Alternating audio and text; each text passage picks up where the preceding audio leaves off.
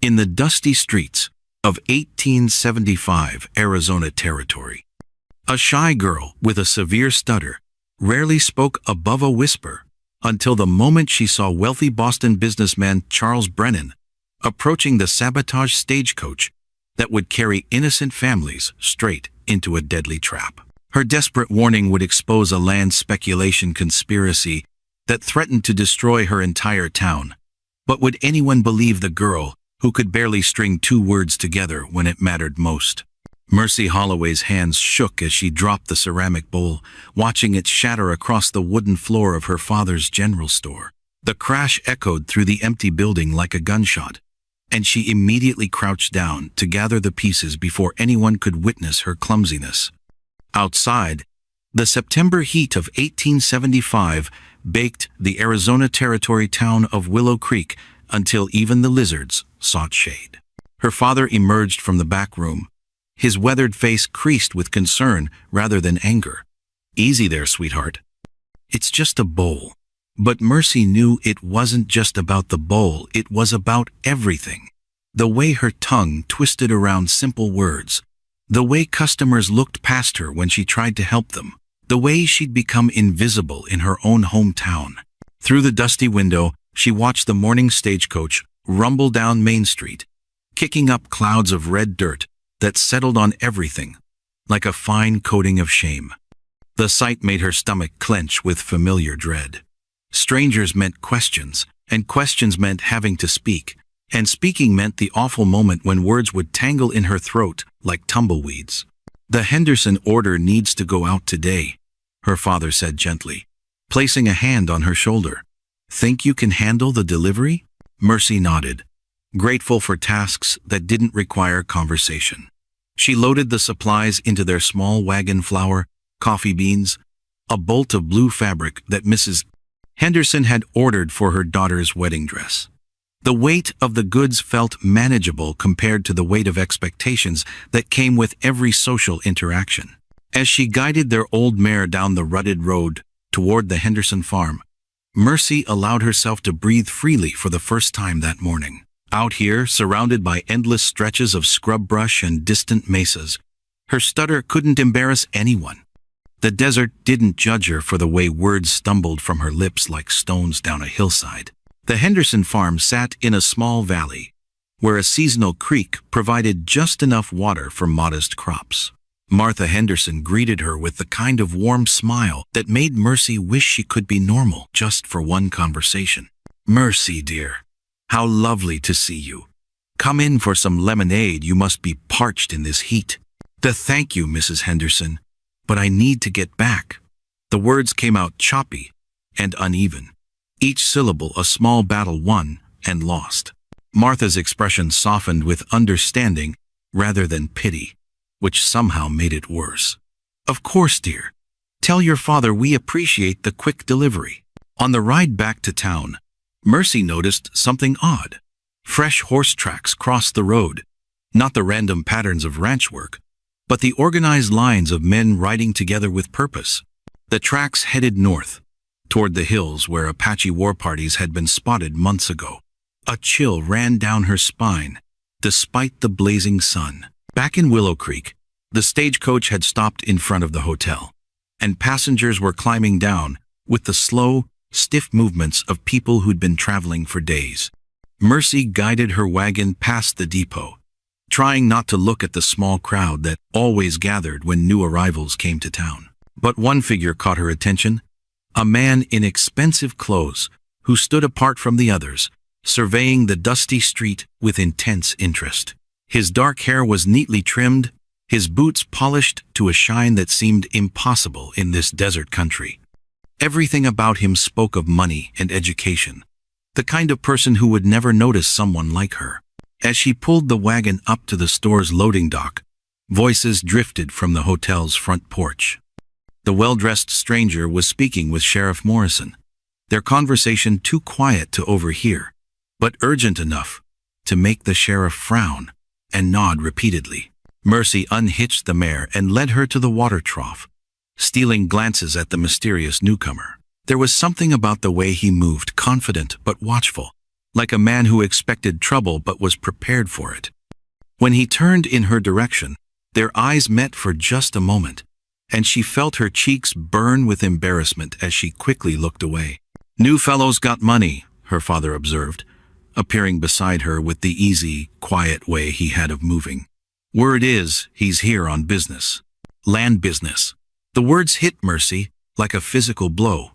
Land business in Willow Creek meant only one thing: someone wanted to buy out the small farmers and ranchers who'd built their lives in this harsh but beautiful country.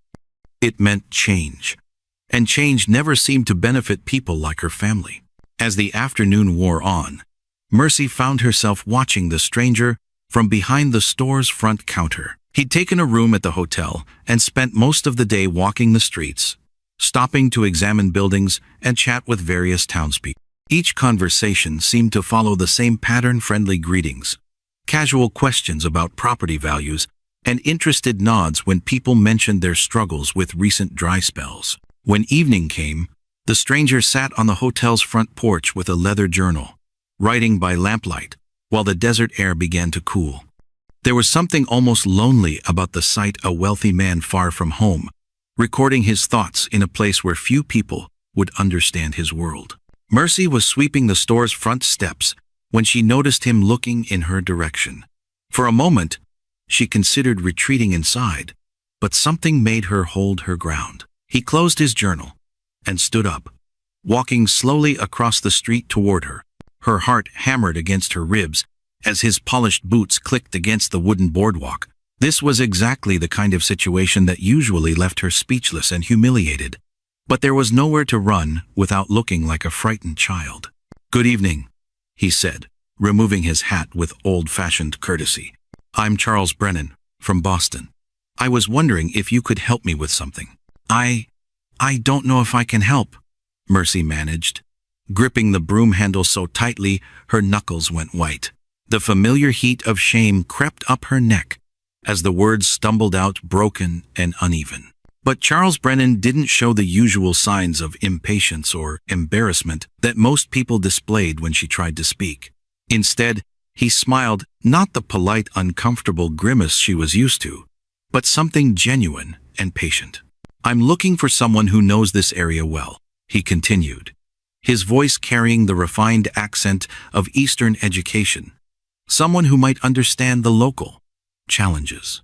Before Mercy could attempt another mangled response, a commotion erupted from the direction of the Stagecoach depot. The driver, a grizzled man named Pete Collins, was kneeling beside one of the rear wheels, his weathered face twisted with frustration. "Spokes cracked clean through," Pete announced to anyone within earshot. "Won't make it another mile, let alone the 20 to Tucson." Charles excused himself and walked over to examine the damaged wheel, running his fingers along the splintered wood with the careful attention of someone who understood machinery. Mercy found herself following, drawn by curiosity, despite her usual instinct to avoid crowds. The other passengers, a middle-aged couple, a traveling salesman, and an elderly woman with a small dog, gathered around Pete as he explained the situation. The nearest replacement parts were in Phoenix, a 3-day ride each way. Even if they sent a man immediately, repairs couldn't be completed for at least a week. "This is intolerable," huffed the salesman, a round man whose red face glistened with sweat. "I have appointments in Tucson. Business can't wait for your incompetence." Pete's jaw tightened, but his voice remained level. "Wheels don't ask permission before they break, mister. You're welcome to walk if you're in such a hurry." Charles stepped between them before the argument could escalate. "Gentlemen, anger won't fix the wheel any faster. Perhaps we should focus on practical solutions." As the adults debated alternatives, hiring individual horses, sharing wagons with local farmers, or simply waiting for repairs, Mercy noticed something that made her stomach clench with unease. The crack in the wheel wasn't ragged like wood that had split naturally under stress. The edges were too clean, too straight, as if someone had deliberately scored the spoke with a sharp tool. She knelt down and traced the damage with her finger, her heart racing as she confirmed her suspicions. This wasn't an accident, it was sabotage. But who would want to strand travelers in Willow Creek? And why? Find something interesting? Charles had approached quietly, crouching beside her to examine the wheel. This wasn't an accident, Mercy whispered, glancing around to make sure no one else could hear. Someone cut this on purpose. Charles studied the crack more closely, his expression growing serious. You're right. The question is, why someone would want to disable the stagecoach? Before Mercy could respond, Sheriff Morrison appeared, drawn by the crowd and commotion. His badge caught the lamplight as he bent to examine the broken wheel, and Mercy saw his eyes narrow with the same suspicion she felt. Pete, you sure this just happened today? The sheriff asked. Wheel was fine this morning when we pulled out of Phoenix, Pete replied. Didn't notice any problems until we stopped here. The sheriff's gaze swept the gathered crowd, lingering on each face as if searching for guilt or deception. When his eyes met Mercy's, she felt compelled to speak, despite her fear of stumbling over the words. Sheriff M. Morrison, she began, her voice barely above a whisper. I think someone cut the wheel on purpose. A hush fell over the group as everyone turned to stare at her. The familiar panic rose in her throat, threatening to choke off her words completely. But Charles's encouraging nod gave her the courage to continue. The cut is too straight to be natural, she managed, pointing to the damaged spoke. Someone used a saw or a sharp knife. Sheriff Morrison examined the wheel again, this time with the careful attention of a lawman rather than a concerned citizen. After a long moment, he straightened up, his expression grim. The girl's right, he announced. This was done deliberately. Question is, who had access to the stagecoach, and why would they want to trap passengers in town? The implication sent a chill through the crowd. If someone had sabotaged the wheel, it meant the attack was planned and purposeful. But Willow Creek was a peaceful town where the biggest crimes were usually cattle theft or drunken fights. What could strangers possibly have that someone would risk serious charges to steal? Charles seemed to be thinking along the same lines. Sheriff, is there anything unusual happening in the area?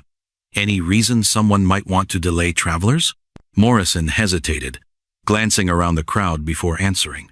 There have been some incidents lately. Cattle missing from ranches. Strange riders seen in the hills. Nothing definite, but folks are on edge.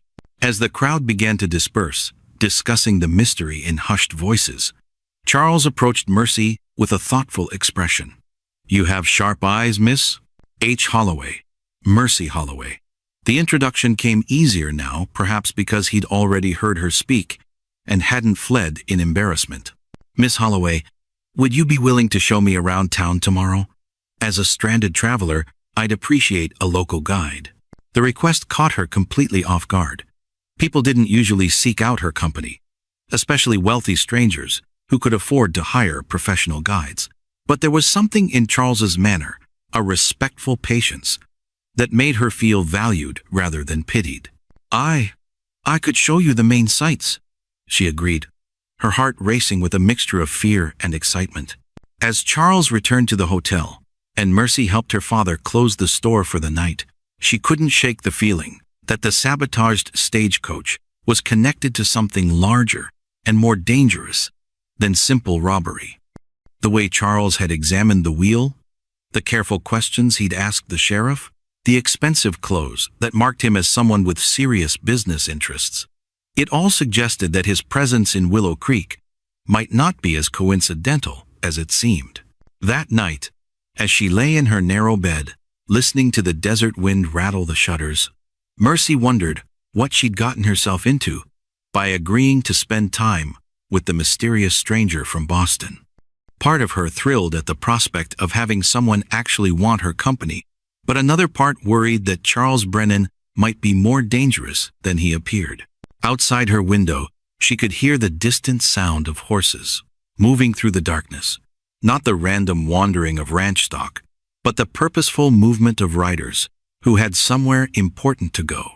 The sound filled her with unease, and she found herself thinking about the fresh tracks she'd seen that morning, the sabotaged stagecoach wheel, and the careful way Charles had questioned the sheriff about local troubles. Whatever was happening in Willow Creek, Mercy had the growing certainty that tomorrow would bring answers she might not be prepared to hear.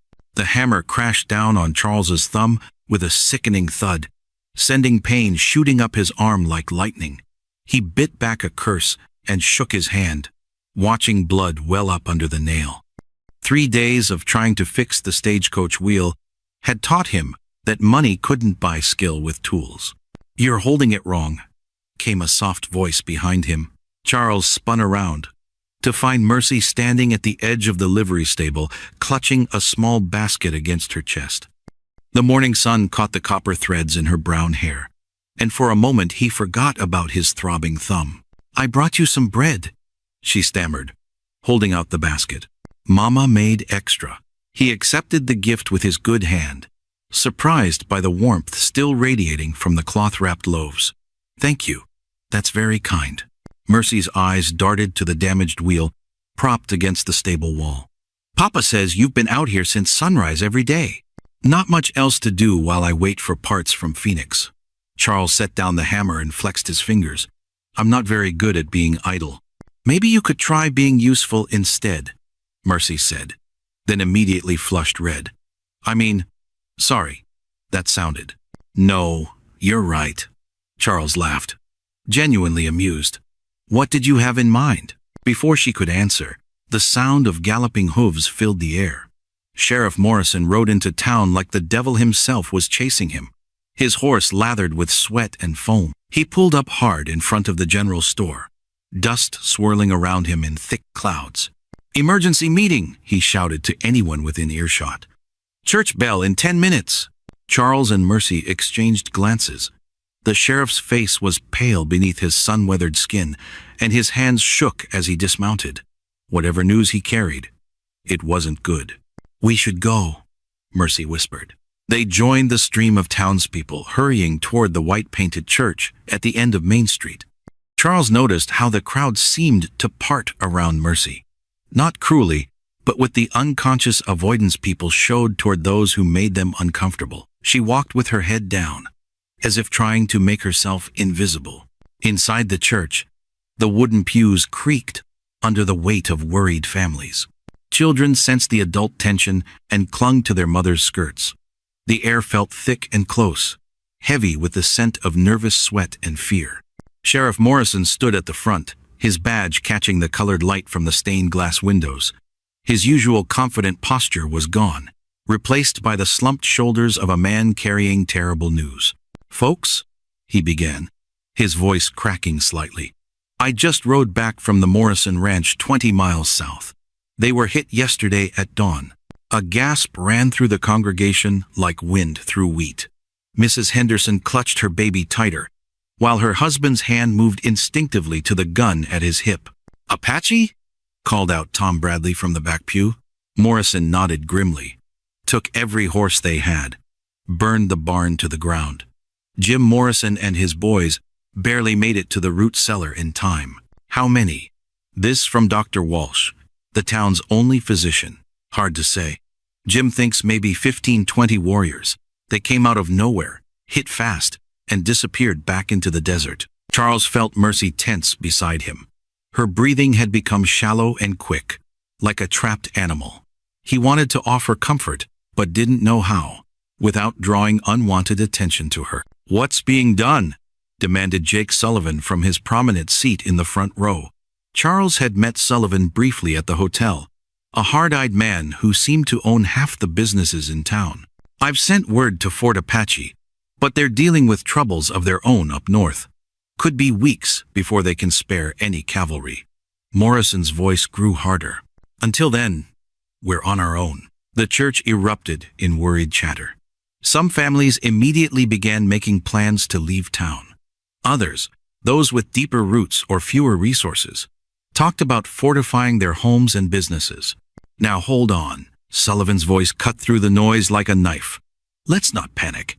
These Apache, they're after horses and supplies. They don't want to fight with a whole town." "Tell that to the Morrisons," muttered someone from the middle pews. Charles studied Sullivan's face, As the man continued speaking, something didn't sit right about his calm confidence. Most people hearing news of Apache raids would show at least some concern, but Sullivan seemed almost satisfied. "I think we should organize patrols," Dr. Walsh suggested. "Groups of armed men riding the perimeter of town." "Good idea," Morrison agreed. "Every man who can handle a rifle should volunteer. We'll set up a schedule, make sure someone's always watching the approaches." As the meeting continued, Charles noticed Mercy growing paler by the minute. Her hands gripped the edge of the pew so tightly, her knuckles had gone white. "Are you all right?" he whispered. She shook her head almost imperceptibly, then leaned closer to him. "Something's wrong," she breathed. So quietly, he had to strain to hear. "What do you mean?" Before she could answer, Sullivan stood up again. "I think we should also consider that some folks might want to leave town until this situation resolves itself. No shame in protecting your families." "And go where?" challenged Mrs. Peterson, whose husband ran the blacksmith shop. "Our whole life is here. Phoenix, Tucson, even California, if necessary," Sullivan replied smoothly. "I happen to know there's a stagecoach leaving tomorrow morning. Could take anyone who wants to go." Charles felt a chill run down his spine. His own stagecoach, the one with the mysteriously broken wheel, was suddenly ready to travel again? The timing seemed more than coincidental. After the meeting dispersed, he and Mercy walked slowly back toward the general store. The afternoon heat pressed down on them like a heavy blanket, but Mercy was still shivering slightly. "What did you mean back there?" Charles asked, when they were out of earshot of other people. "About something being wrong?" Mercy stopped walking and turned to face him. For once, she looked directly into his eyes instead of at the ground. "My uncle was a scout for the army," she said carefully. "Before he died, he taught me things. How to read sign, how to track." She paused, gathering courage. "I went out to the Morrison place this morning, before the sheriff got back." Charles felt his pulse quicken. "And? The tracks don't match. Apache ponies are shod different, if at all. These horses had regular shoes, like cavalry mounts or ranch horses." Her voice grew stronger as she spoke, the stutter fading with conviction. "And the burn pattern on the barn. It was set from inside, not outside." The implications hit Charles like a physical blow. If Mercy was right, then the raid hadn't been Apache at all. Someone was staging attacks to create fear and panic in the town. But who would benefit from driving people away? His gaze drifted toward Sullivan's house on the hill, with its fresh paint and expensive furnishings. A man who dealt in land and property might have reasons to want people scared enough to sell cheap and leave fast. "Have you told anyone else about this?" he asked. Mercy shook her head. "Who would believe me? I'm just the girl who can't even talk right." But Charles was beginning to think that Mercy Holloway might be the smartest person in Willow Creek. And if she was right about the false Apache raid, then tomorrow's stagecoach departure could be walking straight into a trap. Thunder rumbled across the desert like the footsteps of angry giants. Though no clouds darkened the star-filled sky above Willow Creek, Mercy pressed her face against the cool glass of her bedroom window, watching shadows move between the buildings below. 3 men on horseback were talking in hushed voices near the livery stable, their forms barely visible in the moonlight. She recognized one of them, immediately Jake Sullivan's distinctive slouched posture, and the fancy silver conchos on his hatband caught what little light filtered through the darkness. The other 2 were strangers, rough-looking men with the kind of careful alertness that came from living on the wrong side of the law. "Tomorrow morning, when the stage pulls out," Sullivan was saying, his voice carrying on the still night air. Mercy held her breath and strained to hear more, but the wind shifted and carried their words away. Whatever they were planning, it involved the morning stagecoach, the same coach that Charles would probably be taking now that the wheel was supposedly fixed. A movement in the hotel window across the street caught her attention. Charles stood silhouetted against the lamplight in his room, also watching the mysterious meeting below. Even from a distance, she could see the tension in his shoulders and the way he gripped the window frame. The three men finished their conversation and rode off in different directions, leaving behind only hoofprints and the lingering scent of tobacco smoke. Sullivan headed toward his big house on the hill, while the strangers disappeared into the maze of side streets and alleys that honeycombed the older part of town. Mercy slipped from her room and crept downstairs, careful to avoid the squeaky board near the bottom step. Her parents were sound asleep, exhausted from a day spent preparing the store for possible evacuation. She eased open the front door and stepped into the cool night air. Charles was already waiting for her in the shadow of the water trough, as if he'd somehow known she would come. "You saw them too," he said without preamble. She nodded, surprised by how natural it felt to meet him like this, two conspirators sharing secrets in the darkness. Sullivan and two others, they were talking about the Stagecoach. "I think we were right about the fake raid," Charles said grimly. "And I think tomorrow's departure is part of whatever scheme they're running." Mercy felt a chill that had nothing to do with the cool night air. The Henderson family signed up to leave on that stage, and the Walkers, with their new baby. "We need proof," Charles said. "Something concrete that we can take to Sheriff Morrison. He won't believe us. Sullivan owns half this town, and I'm just—" "You're the bravest person I've ever met," Charles interrupted firmly. "And you're right about the tracks and the barn. I trust your judgment more than anyone else's right now." The unexpected praise sent warmth flooding through Mercy's chest. No one had ever called her brave before. Most people saw only the stutter, the nervous fidgeting, the way she hid from attention. "What do you want to do?" she asked. "Follow them. See where they go. What they're planning." Charles checked the gun at his hip, a small revolver that looked almost toy-like in his large hands. But it could be dangerous. Mercy thought about the Henderson children, barely old enough to walk, and the way Mrs. Walker had smiled when she showed off her month-old son.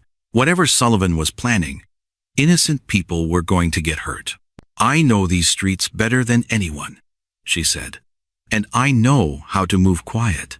They set off through the sleeping town like ghosts, keeping to the shadows and avoiding the main thoroughfares.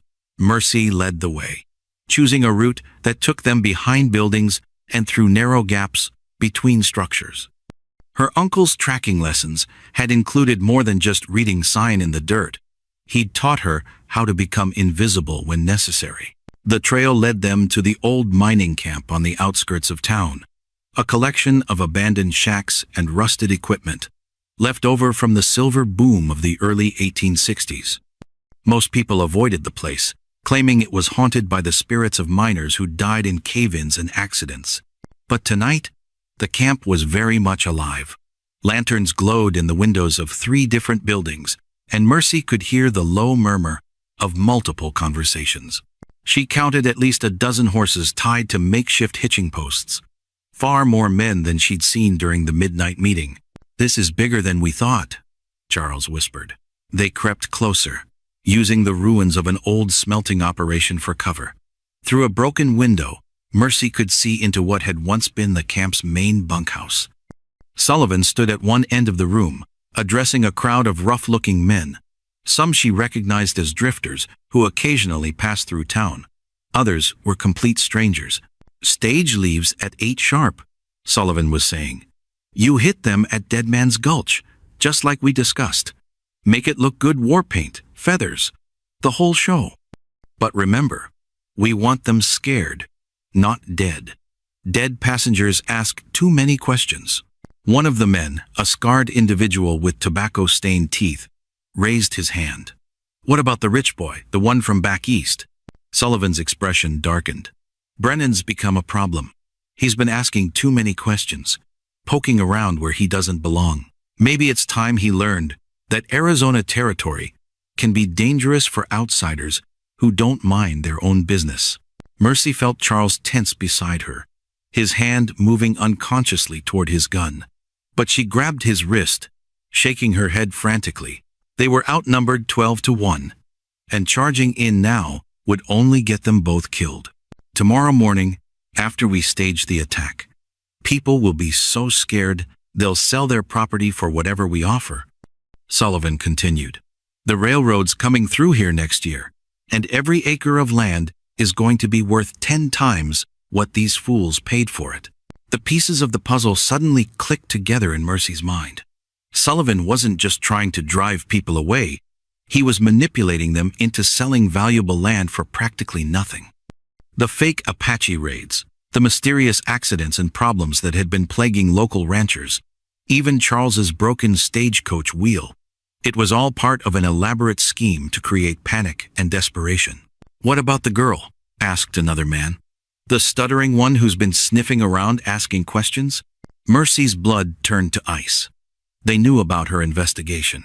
"She's nobody," Sullivan said dismissively. "A half-wit who can barely string 2 words together. Even if she figured something out, who would believe her?" The casual cruelty in his voice cut deeper than any physical blow. Mercy had heard such dismissive words her entire life, but they still had the power to wound. She was nobody. Just a girl with a speech impediment who worked in her father's store. But then Charles's hand found hers in the darkness, squeezing gently. His touch reminded her that she wasn't alone anymore, and that being underestimated could sometimes be an advantage. The meeting was breaking up, with men drifting out in small groups to avoid attracting attention. Sullivan gave final instructions about timing and meeting points, then headed for his horse. "We need to get back to town," Charles whispered. "Warn the sheriff, stop that stagecoach from leaving." But as they prepared to leave their hiding spot, Mercy heard something that made her heart skip a beat. The sound of approaching footsteps, heavy boots crunching on gravel and broken glass.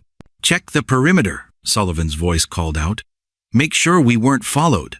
They were trapped, crouched behind the rusted remains of mining equipment while armed men searched the area around them. Discovery would mean certain death. Sullivan couldn't afford to let witnesses escape alive. Mercy closed her eyes and tried to think like her uncle had taught her. Where would a frightened animal hide when predators were hunting? How could 2 people become invisible in a landscape of shadows and ruins? The answer came to her in a flash of inspiration.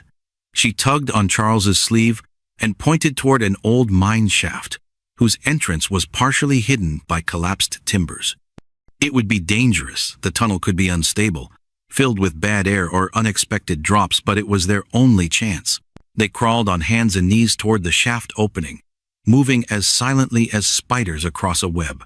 Behind them, the searchers were getting closer, their lanterns casting dancing shadows that seemed to reach out with grasping fingers. Just as they reached the mine entrance, a shout rang out. "Over here, I found tracks!" Mercy's bare feet made no sound on the cool wooden floor as she crept toward the store's front window. Something had woken her, a voice, maybe 2, drifting through the night air like smoke from a dying campfire. The moon hung fat and yellow above Willow Creek, casting everything in an eerie glow that made familiar shapes look strange and threatening. She pressed her face against the glass, her breath fogging the surface as she peered into the street. 2 men stood beside the broken stagecoach, their shadows long and twisted. One was Charles Brennan, still wearing his fine clothes, despite the late hour. The other made her stomach clench with recognition. Jake Sullivan, the man who'd taken the Morrison farm last winter, when they couldn't pay their debts. "The deal was simple, Brennan," Sullivan's voice carried clearly in the still air. "You come to town, make yourself visible, keep people calm while we handle the rest." Charles stepped backward, his hands raised. "That's not what I agreed to. You said we were buying land from willing sellers." "Willing?" Sullivan laughed, a sound like breaking glass. "Nobody is willing to sell good land cheap unless they're scared enough to run." Mercy's heart hammered against her ribs. She'd heard whispers about Sullivan's methods, how farms mysteriously caught fire right before their owners decided to sell, how cattle wandered off just when families needed money most. But this was different. This was bigger. "The Apache raids," Charles said slowly, understanding creeping into his voice. "Those weren't real, were they?" "Smart man." Sullivan spat into the dust. "My boys put on a good show, didn't they? War paint, feathers, the whole dance. People see what they expect to see." The blood drained from Mercy's face. Mrs. Henderson had cried for 2 days after hearing about the raids, clutching her baby so tight the child couldn't stop fussing. Old Mr. Peters had boarded up his windows and refused to let his granddaughter play outside. All that fear, all that pain, it was fake. "You're talking about murder," Charles said, his voice tight with horror. "If people think they're under attack, nobody has to die if they're smart about it." Sullivan cut him off. "Pack up, get out, sell cheap. Simple as that. And if they don't?" Sullivan's silence was answer enough. Charles began pacing, his polished boots clicking against the hard-packed earth. "I won't be part of this. Find another front man." "Too late for cold feet, Boston boy." Sullivan moved closer, his hand resting on the gun at his hip. "You're already here. People know your name. You think you can just walk away? Watch me." "I don't think so." Sullivan's voice dropped to barely above a whisper, but Mercy caught every word. "See, tomorrow's the big show, real dramatic stuff. The kind that'll have every family in town begging to sell by sundown." Mercy pressed closer to the window, her pulse racing. What did he mean by the big show? "We're done talking, Brennan. You'll play your part, or you'll find out what Apache arrows feel like up close." Sullivan walked away, his spurs jingling with each step. Charles remained by the stagecoach, running his hands through his hair like a man trying to wake from a nightmare. Mercy stumbled backward from the window, her mind spinning. She'd thought Charles was just another rich man looking to make money off their misery. But he'd tried to walk away. He'd refused to be part of Sullivan's plan. Still, he was part of it whether he wanted to be or not. And tomorrow, whatever Sullivan had planned for tomorrow, it was going to hurt innocent people. She thought about the Henderson family, with their 3 little children who played in the dirt outside the hotel every morning. She thought about Dr. Williams, who'd delivered half the babies in town and never asked for payment when times were hard. She thought about her own father, who'd built their store with his bare hands and trusted everyone until they proved him wrong. All of them were in danger because of Sullivan's greed and Charles's mistake. The floorboards creaked as she walked back to her room, each step feeling heavier than the last. Outside her window, she could see Charles still standing alone in the moonlight, looking like a man who'd lost everything that mattered.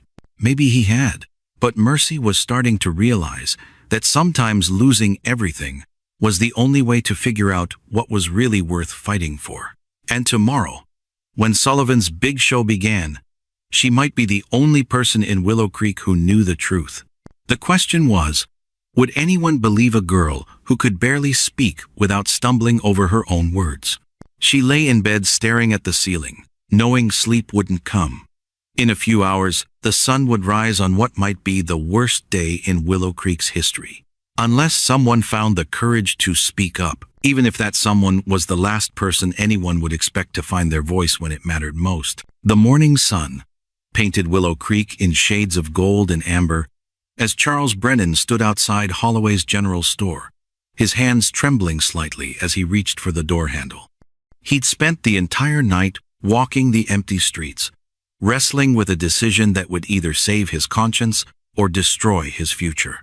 Inside the store, Mercy looked up from sorting bolts of fabric, her eyes widening with surprise. Her father emerged from the back room, wiping his hands on his leather apron. "Mr. Brennan," Thomas Holloway said, with the careful politeness reserved for customers who might cause trouble. "What brings you by so early?" Charles removed his hat, his expensive clothes looking out of place among the simple goods that filled the shelves. "I need to tell you something important. Both of you." Mercy's heart began to race. She set down the fabric and moved closer, sensing that whatever Charles had to say would change everything. "Maybe we should sit," Charles suggested, gesturing toward the wooden chairs near the store's small, pot-bellied stove.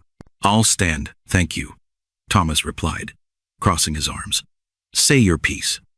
Charles took a deep breath, the words coming out in a rush like water breaking through a dam.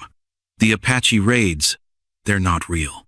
Jake Sullivan hired men to dress up and terrorize people. The goal is to scare families into selling their land cheap. The silence that followed was so complete that Mercy could hear her own heartbeat. Her father's face went through several changes: confusion, disbelief, and finally a cold anger she'd rarely seen. "That's a serious accusation, Mr. Brennan." "I have proof." Charles pulled a folded paper from his jacket pocket. Letters from Sullivan's partners back east. Plans, payment schedules for the fake raiders, even a map showing which properties they want most. Thomas took the papers with shaking hands, his eyes scanning the contents. With each line he read, his face grew paler. "Dear God," he whispered. "The Morrison place, the Peterson Ranch, they're all marked here." Mercy found her voice, though it came out as barely more than a whisper. "Why are you telling us this?" Charles looked directly at her, and she saw something in his eyes she hadn't expected: shame, mixed with determination. "Because I came here to buy land from you people. I thought I was part of a legitimate business deal when I learned the truth." He paused, struggling with the words. "I realized I had a choice. I could stay silent and become rich, or I could do what's right." "What's Sullivan planning next?" Thomas demanded. "Something big. Today, he called it the big show. Something that would have every family in town wanting to sell by sundown." Mercy felt ice form in her stomach. "The Stagecoach," she stammered. "The one with the broken wheel. Is it really broken?" Charles's expression answered her question before his words did. "Sullivan's men damaged it on purpose. They're planning to stage an attack on whoever tries to leave town today. Make it look like the Apache are getting bolder, more violent." "But people could die," Thomas said, his voice hollow with horror. "That's what I told Sullivan," he said. "If he said nobody had to die, if people were smart enough to run." The implication hung in the air like smoke from a house fire. Sullivan was willing to kill innocent people to steal their land. Mercy thought about the families who might climb aboard that stagecoach today. The Hendersons, with their baby, old Mrs. Patterson, who wanted to visit her sister in Tucson, maybe even young couples, looking to start fresh somewhere safer. "We have to warn them," she said, her stutter almost gone in her urgency. "Who's going to believe us?" Thomas asked. "Sullivan's been in this territory for 5 years. He's got friends, connections. We're just shopkeepers. And I'm an outsider who was part of the scheme until yesterday," Charles added bitterly. "My word won't carry much weight either." But Mercy was already moving toward the door, her mind racing with possibilities. "Sheriff Morrison," she said, "if we show him the papers." "Morrison's been in Sullivan's pocket for months," Thomas interrupted. "How do you think Sullivan knew which properties to target?" The truth hit them all at the same time. They were alone in this. 3 people against a conspiracy that reached into every corner of their small community. Charles sank into one of the chairs, his head in his hands. "I've made such a mess of things. I thought I could just walk away." But Sullivan made it clear that wasn't an option. "Then we make our own options," Mercy said, surprising herself with the strength in her voice. Both men looked at her, as if seeing her clearly for the first time. "You're just a girl," Thomas said gently. "This isn't your fight." "Yes, it is." Mercy straightened her shoulders, feeling something new and powerful growing inside her chest. "This is our town. These are our neighbors. If we don't fight for them, who will?" Charles lifted his head, studying her face with new respect. "What do you have in mind?" "I don't know yet," she admitted. "But I know we can't let innocent people get on that stagecoach. And we can't let Sullivan destroy our town just to line his pockets." Outside, the morning bustle was beginning as people started their daily routines, unaware that danger was closing in around them like a net.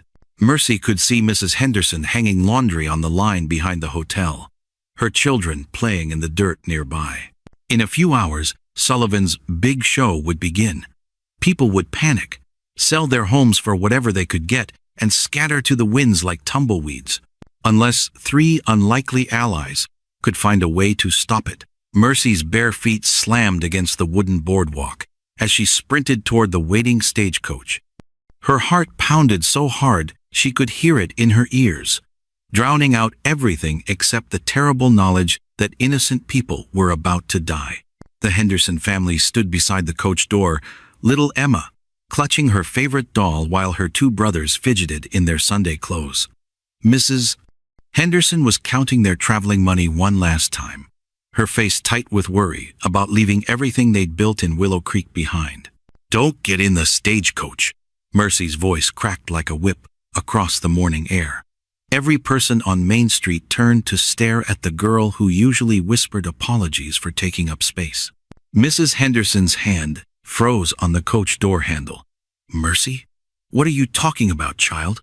"The wheel," Mercy gasped, pointing at the repaired spoke that gleamed too new against the weathered wood. "It's been sabotaged.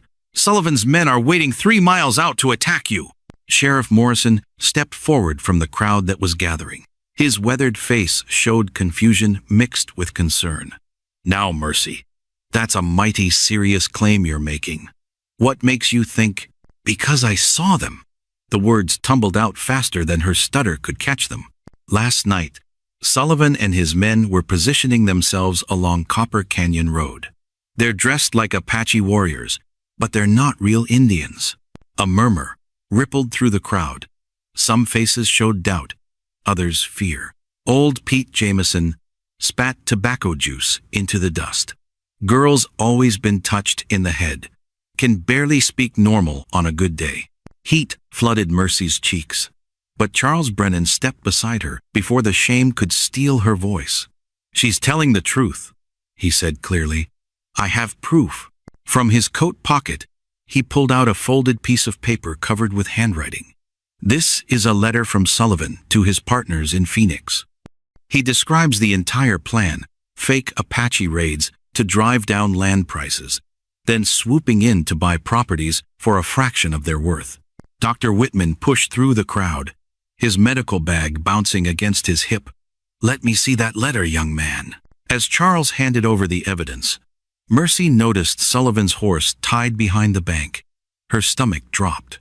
He was here, somewhere in the crowd, watching his carefully planned scheme crumble. "There's more," Charles continued. "The wheel repair was deliberately weakened.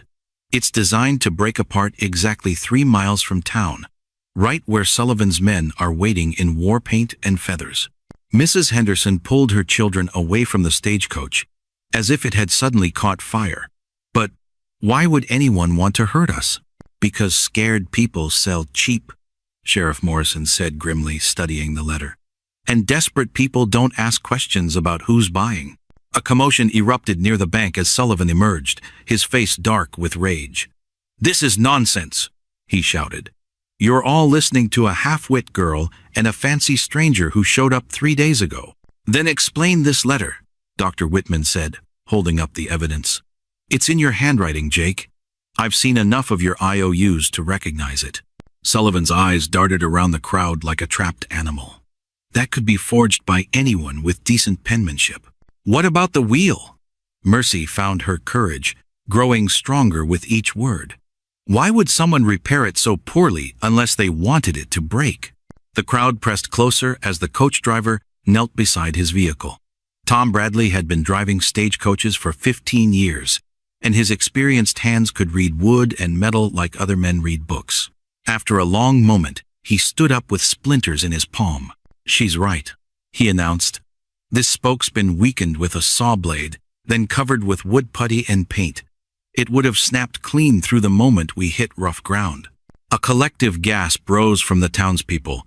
Children moved closer to their parents, while men's hands drifted toward their gun belts. Sullivan backed toward his horse. "You can't prove anything. Maybe the repair was just shoddy work." "Then explain these," Charles said, pulling out a second paper. "Telegraph messages between you and your associates, discussing timing and payment schedules. And explain why your men are camped in Copper Canyon with war paint and stolen Indian ponies," added a new voice from the crowd.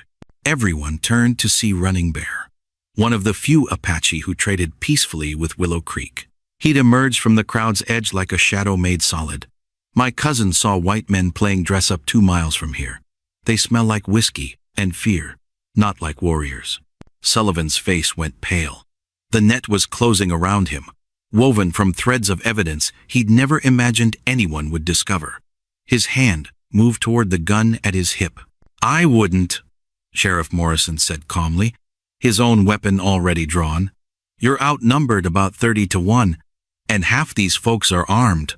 "This isn't over," Sullivan snarled. "You people have no idea what forces you're dealing with.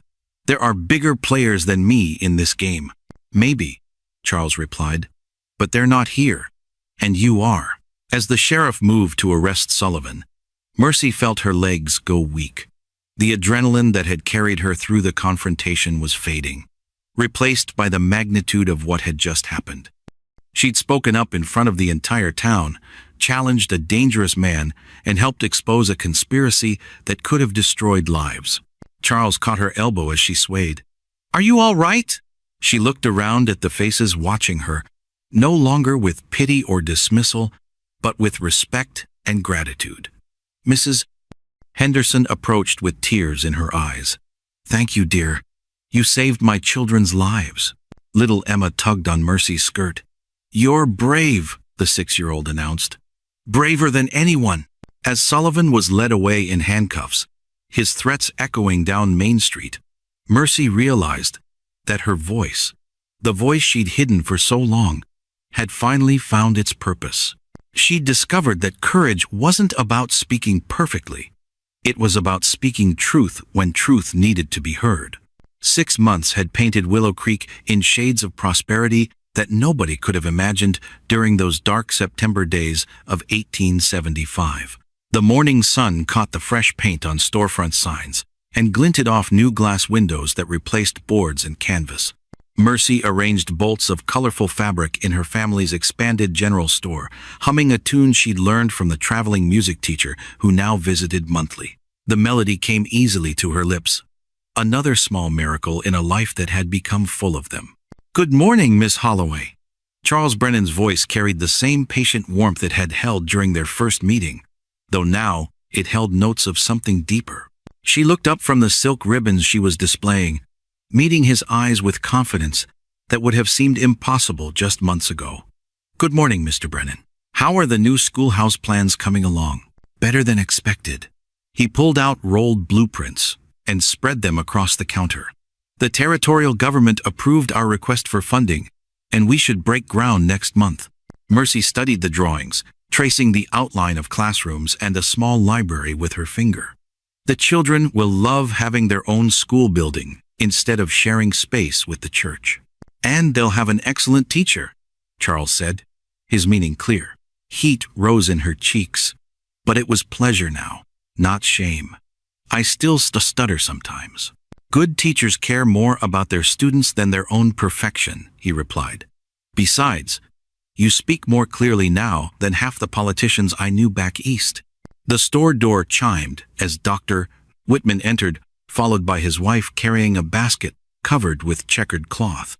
"Morning, Mercy." "Charles, Mrs. Whitman made extra biscuits if you're interested." "Always," Mercy said, lifting the cloth to reveal golden brown biscuits that smelled like butter and honey. "How much do I owe you?" "Nothing, dear. Consider it payment for what you did last fall." The gratitude still surprised her sometimes. For years, she'd believed her stutter made her a burden to the community. Now she understood that her worth had never been measured by how smoothly words flowed from her tongue, but by her willingness to speak difficult truths when others stayed silent. Charles rolled up his blueprints as more customers entered the store. The morning rush had become a pleasant routine. Ranchers buying supplies, wives selecting fabric, children pressed against the candy jar with hopeful faces. "Walk with me," Charles asked when the crowd thinned. They stepped onto Main Street, where construction sounds echoed from 3 different building projects. The barber shop was doubling in size. The hotel was adding a 2nd story, and a new restaurant was rising where Sullivan's old land office had stood. "Hard to believe it's the same place," Mercy observed, watching a crew of workers unload lumber from a wagon. "It's not the same place," Charles said. "It's what this place was meant to become once honest people were free to build it." They walked past the new telegraph office, where messages now arrived daily instead of weekly. past the expanded livery stable, where horses stamped and whinnied in clean stalls, past the small newspaper office, where the weekly Willow Creek Gazette printed news that actually mattered to local families. At the edge of town, they paused beside the cemetery, where a simple marker honored the memory of those who'd been hurt by Sullivan's schemes. 2 ranchers had lost their life savings before the conspiracy was exposed. One family had been forced to abandon their homestead when they couldn't afford the inflated prices for basic supplies. "Do you ever wonder what would have happened if you'd stayed quiet that morning?" Charles asked. Mercy considered the question seriously. People would have been hurt, maybe killed. The Hendersons, probably others. Sullivan would have gotten away with stealing half the town, and you'd still be hiding in the back of your father's store, convinced you had nothing valuable to offer. She smiled at the memory of that frightened girl.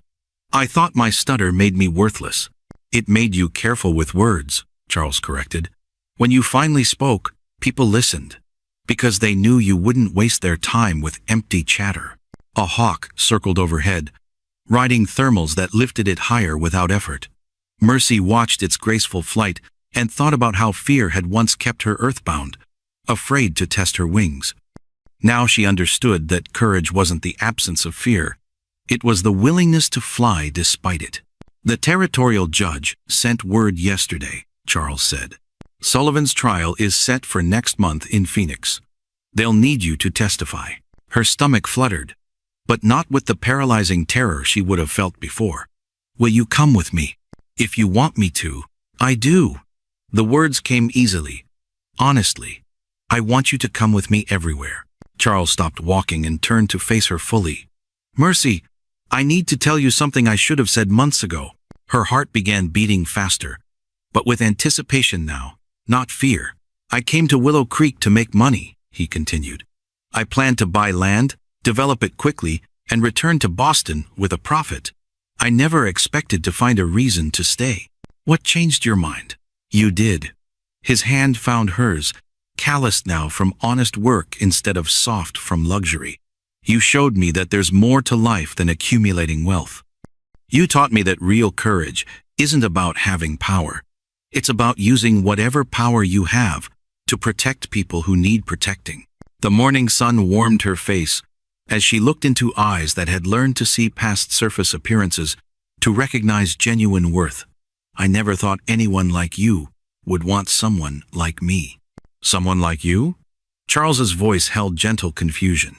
"You mean someone brave enough to stand up to armed men when innocent lives were at stake? Someone kind enough to worry about a stranger's safety? Someone smart enough to piece together a complex conspiracy that fooled half the territory?" When he put it that way, Mercy began to see herself through different eyes, not as a broken girl with a speech impediment, but as someone who had found strength she never knew she possessed. "Besides," Charles added with a smile, "I've discovered that the most interesting conversations happen when people take time to choose their words carefully." In the distance, the morning stagecoach approached right on schedule, its wheels sound and its passengers safe. The driver waved as he passed the same Tom Bradley who'd helped expose Sullivan's sabotage. Behind him rode the Wells Fargo guard, alert but relaxed in a territory that had learned to police itself effectively. Mercy watched the coach disappear around the bend toward Tucson, carrying mail and supplies and dreams toward their destinations. She thought about journeys and destinations, about the difference between running away from something and moving toward something better. "I love you, Mercy Holloway," Charles said simply. "Will you marry me?" The question hung in the morning air, like the promise of rain after a long drought. For a moment, the old fear rose in her throat. What if she wasn't good enough, smart enough, worthy enough for such happiness? Then she remembered little Emma Henderson calling her brave, remembered Sheriff Morrison asking her opinion about community matters, remembered the pride in her father's eyes when neighbors praised his daughter's courage. "Yes," she said clearly, her stutter nowhere to be found. "Yes, I will." As Charles swept her into his arms, Mercy understood that the most important journeys weren't measured in miles traveled, but in the courage to speak when silence would be safer, and in the connections forged when two people see past surface differences to recognize the worth that lies beneath. The desert wind carried the scent of rain and new possibilities, and for the first time in her life, Mercy Holloway wasn't afraid of what tomorrow might bring.